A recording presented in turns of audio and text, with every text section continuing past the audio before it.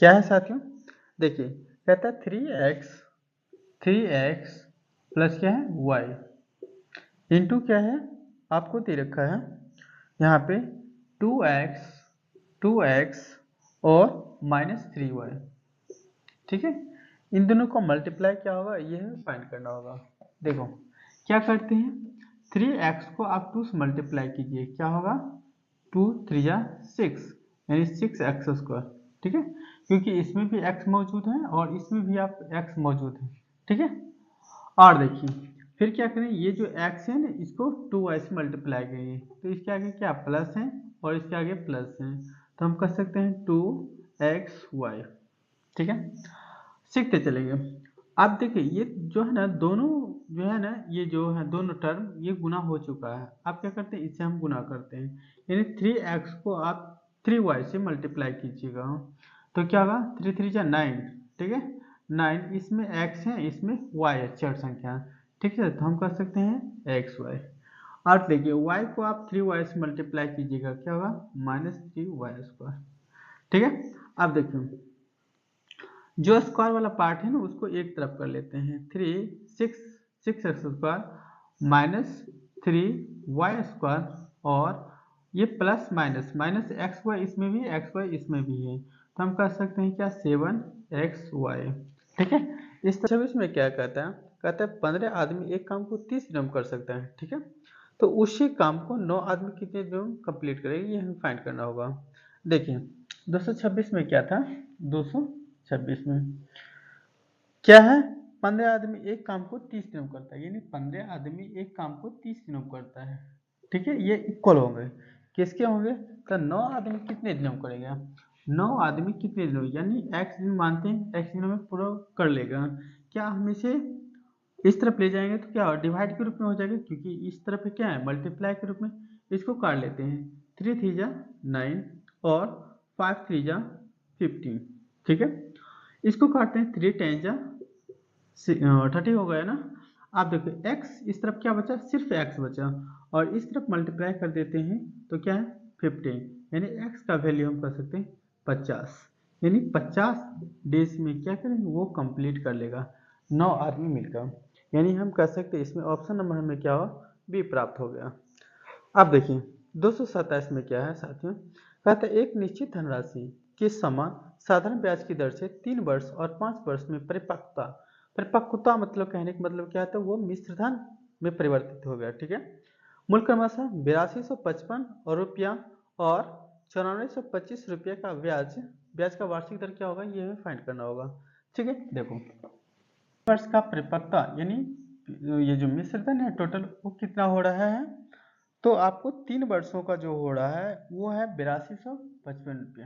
ठीक है, और 5 वर्ष के लिए कितना हो रहा है, 5 वर्ष का परिपक्वता यानी मिश्र धन कितना हो रहा है, तो 9200, ये 9400 है ना, 9425 रुपया। ठीक है, 9425 रुपया। अब देखिए यहाँ से हम 2 वर्ष का यदि जो हम ब्याज निकालते हैं, 2 वर्ष का अंतर निकालते हैं, 2 वर्ष का यहाँ से लेकर यहाँ तक 3 वर्ष से 5 वर्ष आने पर 2 वर्ष का डिफरेंस हो रहा है। ठीक है, तो इसमें देखते हैं कितने का अंतर हो रहा है, यानी 5 में हम 5 को घटाते हैं तो 0, और 12 में से 5 को घटाते हैं 7, और ये कितना बचेगा मेरा 3 में से 2 घटाएं 1, और 9 में से 1 घटाएंगे 1, यानी 1170 रुपया। तो 2 वर्ष का जो ब्याज होगा ना वो 1170 रुपया, तो 1 वर्ष का हम पहले ब्याज फाइंड कर लेते हैं, 1 वर्ष का ब्याज। ठीक है, ब्याज कितने होंगे 1170। ठीक है, डिवाइड बाय 2, देखिए काटिए 5 2 10, एक बचा है 70 यानी 17, यानी 8 दूना 16, एक बचेगा और 5 दूना 10। ठीक है, 2 पचे 10, यानी 525 रुपये, ये क्या है मेरा 1 वर्ष का ब्याज हुआ।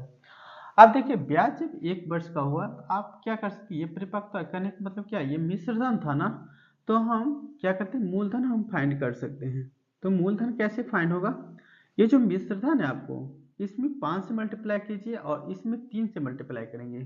ठीक है, देखिए कैसे, क्योंकि आपको 8255 रुपया क्या मिश्रधन हुआ। ठीक है, 1 वर्ष का ब्याज बन रहा था 1585 रुपया, तो 3 वर्ष का ब्याज कितना बढ़ेगा, ठीक है। और साधारण ब्याज जब भी बढ़ता है तो एक समान रूप से बढ़ते चले जाता है, यानी कहने का मतलब 550 मल्टीप्लाई 3। अब देखिए इसको घटाकर हम देख देते हैं, यानी 8255, ठीक है, माइनस 5 3 जा 15, यानी 5 3 15, 8 3 24, 24 1 25, कैरी था ना, कैरी 2, और 5 3 जा 15 और 2 कैरी था तो 15 2 17। अब घटाकर हम देख लेते हैं, 5 में से 5 को सब्ट्रैक्ट करते हैं 0, 5 में 5 को घटाते हैं 0, और ये 12 हो गया ना, 12, 12 में से 7 को घटाएंगे 5, और ये क्या हो गया, आपको बचा 7, 7 में से 1 को घटाएंगे 6, यानी हमें 6500 रुपया क्या है मूलधन प्राप्त हुआ। तो मूलधन जब आपको प्राप्त हुआ तो क्या इसमें फाइंड करने के लिए कह रहा था आपको वार्षिक दर क्या होगा, तो आप जानते हैं दर बराबर क्या होता है, क्या ब्याज, ब्याज गुनी 100 बटे मूलधन गुनी क्या है समय, ठीक है, जिसको टी कह सकते हैं। तो ब्याज मेरा कितना है, तो ब्याज है 585 रुपया, 585 मल्टीप्लाई के 100, ठीक है, मूलधन यानी प्रिंसिपल आपको कितना दे रखा था 6500 रुपया, ठीक है। और समय क्या है, समय तो एक ही है ना, एक वर्ष के आधार पर हम निकालेंगे फाइंड करेंगे, तो 2020 क्या है कैंसिल करेंगे, आपका है 13 से काट दे, 13 25 65, और 23 को काटे 13 चौका 52, ठीक है, बचा कितना 6, 6 पर 5 यानी 65, 13 25 65, 45 ऊपर में, ठीक है। और इसको कितनी मरतबा काटेंगे 9 25 45, ठीक है, यानी कह सकते हैं क्या 9% मेरा क्या है दर आया था, है ना। मेरा दर कैसे चलेगा 9%, यानी ऑप्शन नंबर में क्या कर सकते हैं सी हमें प्राप्त हो गया। अब देखिए 228 में क्या है साथियों, कहता है cos square theta plus 2 tan theta into cot theta minus cot square theta का वैल्यू क्या होगा, ये हमें फाइंड करना पड़ेगा। क्या करते हैं इसको सोल्यूशन करते हैं, ठीक है, कैसे होगा। आप जानते हैं cos square theta minus cot square theta का वैल्यू क्या होता है 1 होता है, यानी cos square theta minus cot square theta का वैल्यू 1 होता है, ठीक है, प्लस देखिए 2 और tan थीटा क्या कॉट का रेसिप्रोकल हो जाएगा ना, तो हम कह सकते हैं tan theta into cot theta का वैल्यू क्या होगा 1 होगा, बस इसको शॉर्ट में लिख देते तो 1 प्लस क्या 2 मल्टीप्लाई 1 इसको 2, इसका वैल्यू क्या होगा 3, शॉर्ट सा है। अब देखिए 200 क्या है 29 में P और Q की गति का अनुपात 2:3 है, ठीक है, 3 घंटे में Q 360 किलोमीटर की दूरी तय करता है, तो P की गति क्या होगा ये हमें फाइंड करना पड़ेगा। देखो P और Q की गति का अनुपात है क्या है 229 नंबर में, P है एवं क्या है Q है 2 है, यानी अनुपात गति का अनुपात क्या है 2:3 दे रखा था, ये स्पीड का यानी गति दे रखा है, गति का अनुपात हमें रेशियो प्राप्त है। तो 3 घंटा में Q कितना जाता है, 3 घंटा में Q 360 किलोमीटर की दूरी तय करता है 3 घंटा में। देखो इसका Q की गति निकालते हैं, Q की गति 3 घंटा में कितना करता है 360 किलोमीटर 3 घंटा में, तो 1 घंटा में कितना करता होगा 12 3 36 120 किलोमीटर करता होगा, ठीक है, 120 किलोमीटर की वो स्पीड से चलता होगा, ठीक है। आप देखिए क्या कहता है P की गति हमें फाइंड करना है, P की गति हमें फाइंड करना है, ठीक है।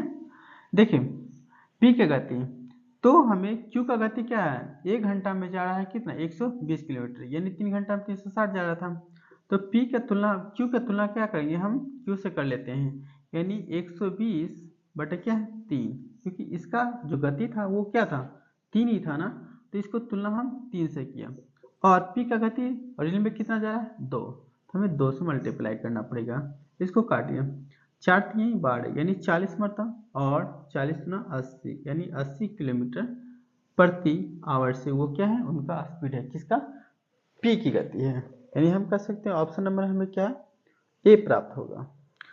अब 230 में क्या है साथियों, यदि 2.5 किलो सब्जी का कीमत 120 रुपया है तो 1 किलो के 3/4 का मूल्य क्या होगा ये हमें फाइंड करना पड़ेगा। देखो चला जाता है तो हम कहते हैं 2.5 किलो का 120 रुपया है ना, तो 120 बटे 2.5 यानी क्या है इसको हम 2.5 किलो बोल सकते हैं ना, तो 1 किलो का निकल जाएगा जब हम 2.5 किलो को क्या करते हैं 120 को 2.5 से हम डिवाइड करेंगे। अब क्या साथियों कहता है 1 किलो के 3/4 मल्टीप्लाई करें 1 किलो के 3/4 3 बटे क्या है 4 का वैल्यू क्या होगा, यह है फाइंड करना। आसान है। आप इसको जो है ना इससे हम रिमूव करते हैं तो क्या होगा, 1 0 ऊपर में हम कर सकते हैं, बैठा देंगे। अब इसको काट के देखते हैं कितने मल्टीप्लाई कीजिएगा, ठीक है, क्योंकि नीचे में तो कुछ बचा नहीं। तो हम भारतीय 36 रुपया क्या है, ये मेरा क्या है सिंपल सी आंसर हो गया। यानी कह सकते हैं क्या ऑप्शन नंबर हमें क्या है बी प्राप्त हो गया। अब देखिए क्या है साथियों 231 नंबर में कहता है 10 9 10 10 9 10 10 11 10 11 9 का समुच्चय का मानक विचलन क्या होगा, ये हम फाइंड करें।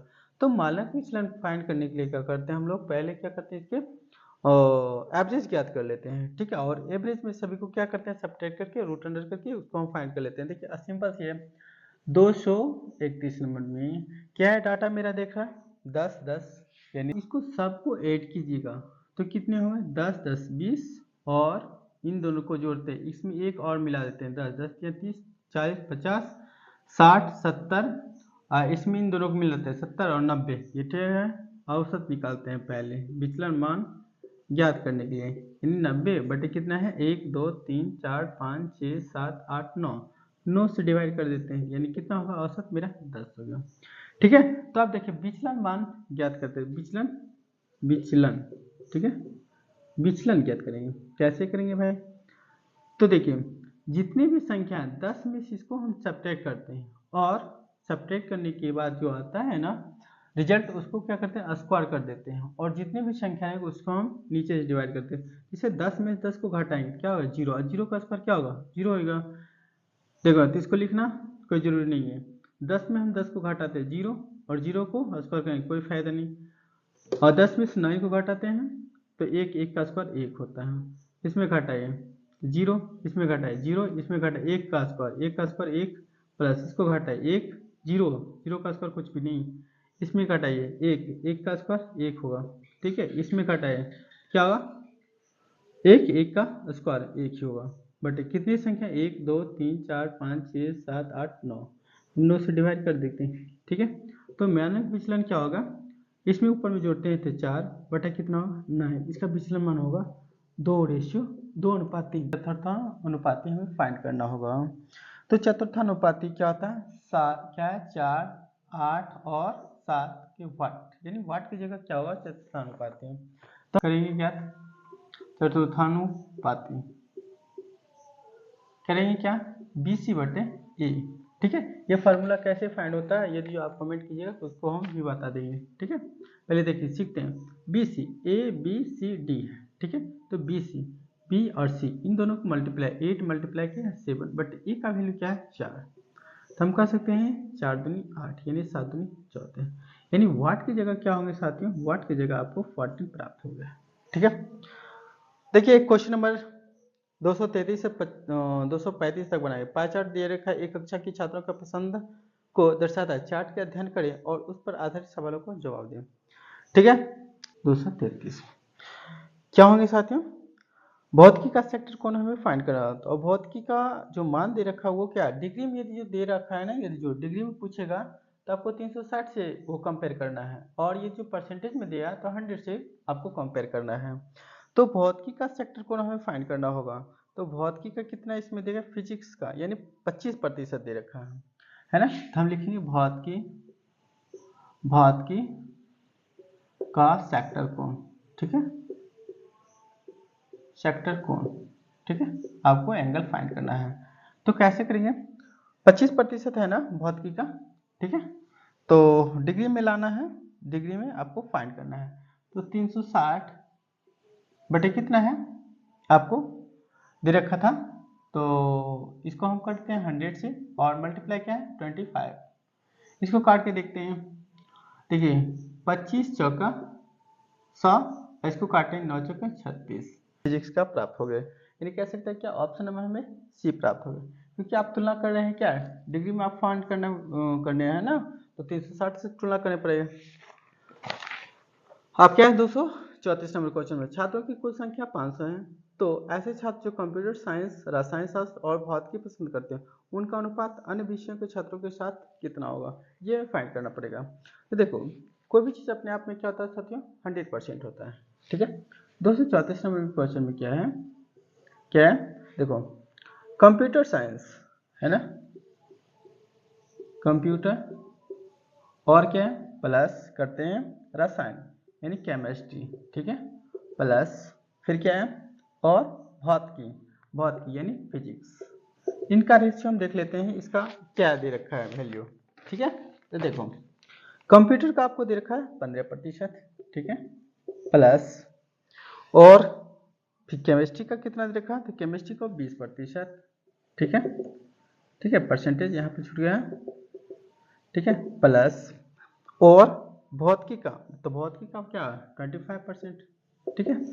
इनका योग कितना होगा, तो 25 में से आप इसको ऐड कीजिएगा, कितना होगा, ये दोनों को ऐड करेंगे 40 और 40 में 20 को करेंगे ऐड यानी 60% होगा। यहाँ पर क्वेश्चन क्या कह रहा था साथियों, कहता है उनका अनुपात जो होगा अन्य विषयों के छात्र को कितना होगा, तो अन्य विषय कितना, ये जब 60 हो गया तो अन्य विषय कितना होगा 40 होगा ना, इसको काटिए कितने बर्तन कटेगा, तो 20 दिए 60 और 20 दूनी 40 यानी 3 रेशियो क्या कर सकते हैं 2, ठीक है, यानी हम कह सकते हैं ऑप्शन नंबर क्या है सी हमें प्राप्त होगा। ये बटा के रूप में दे रखा था, इसको हम ऐसे भी लिख सकते हैं 3 बटा क्या 2, 3 बटा 2 दे रखा है, यानी ऑप्शन नंबर क्या है में सी प्राप्त होगा। 235 में क्या कहा साथियों, कहता है किसी यदि कक्षा में कुल 80 छात्र हैं, ठीक है, उनमें से कितने छात्र को कंप्यूटर साइंस पसंद है, तो इसको हम 100 से डिवाइड ये तुलना करेंगे ना और इसको काटते हैं, देखो 20 चौका 80, 20 पचे 100, इसको काटते हैं 5 3 15 यानी 4 3 12, ठीक है, यानी बहुत की जो कंप्यूटर साइंस है ना उसको पसंद करने वाले व्यक्तियों जो है ना वो छात्र कितने हैं 12 है, यानी कह सकते हैं हम ऑप्शन में क्या है बी प्राप्त होगा। ठीक है साथियों, अब चलते हैं क्वेश्चन नंबर क्या है 236, एक व्यक्ति ने एक वस्तु 25% लाभ पर 1250 में बेची, तो वस्तु का क्रय मूल्य क्या होगा, ये है फाइंड करना पड़ेगा। ठीक है, देखो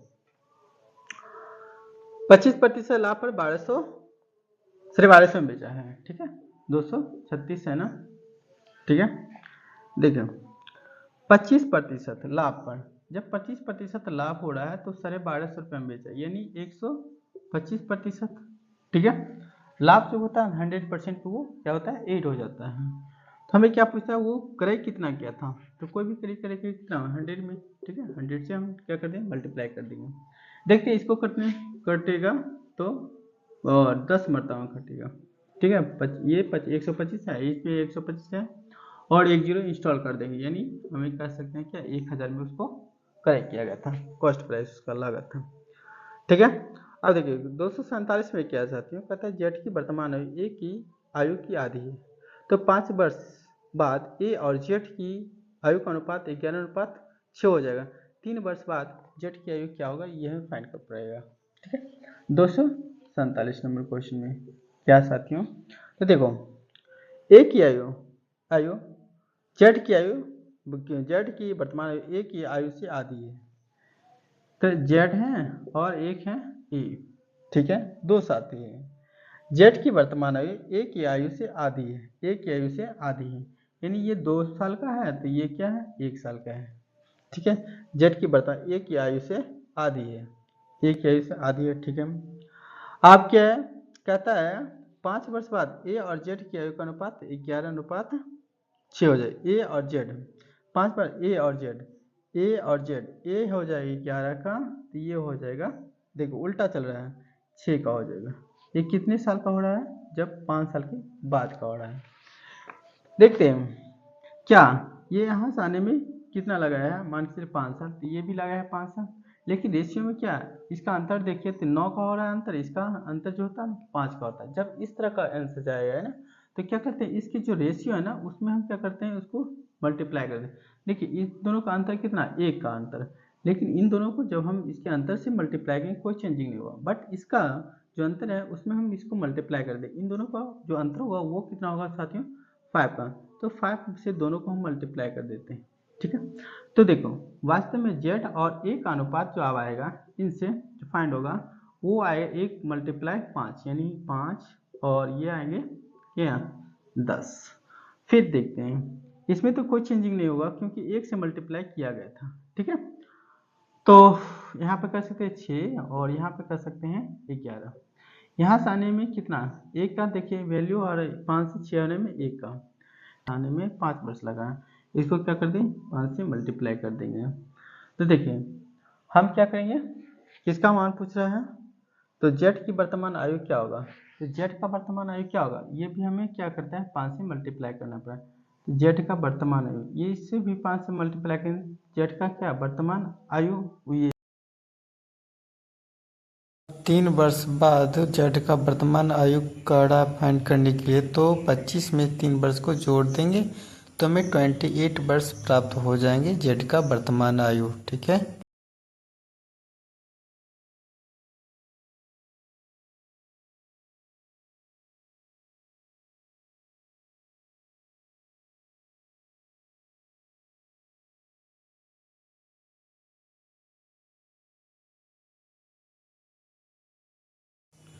हमें रेंज फाइंड करने के लिए यानी प्रेशर ज्ञात करने के लिए उच्च सीमा माइनस निम्न सीमा होती है।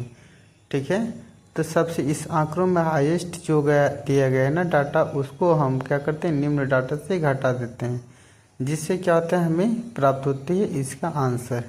ठीक है। जिससे 9 माइनस क्या 4 यानी 5 पे आंसर हो गया रेंज। अब देखिए एल और एम का एफिशिएंसी निकालेंगे। एल करता है 30 दिनों में और एम करता है 90 दिनों में। दोनों का हम क्या करते हैं एलसीएम फाइंड करते हैं। एलसीएम क्या होगा मेरा 90 हो जाएगा। ठीक है। तो 30 से हम डिवाइड करें 90 में, तो इसका एफिशिएंसी क्या है 30 या 90, और 90 से 90 में डिवाइड करें 1। ठीक है। अब देखिए कहता है एल और एम इन दोनों मिलकर जो है ये कितने दिनों में काम करें, टोटल वर्क कितना है 90 डिग्री। ठीक है। तो 90 और दोनों का एफिशिएंसी 3 + 1 यानी 4, हम काटेंगे कि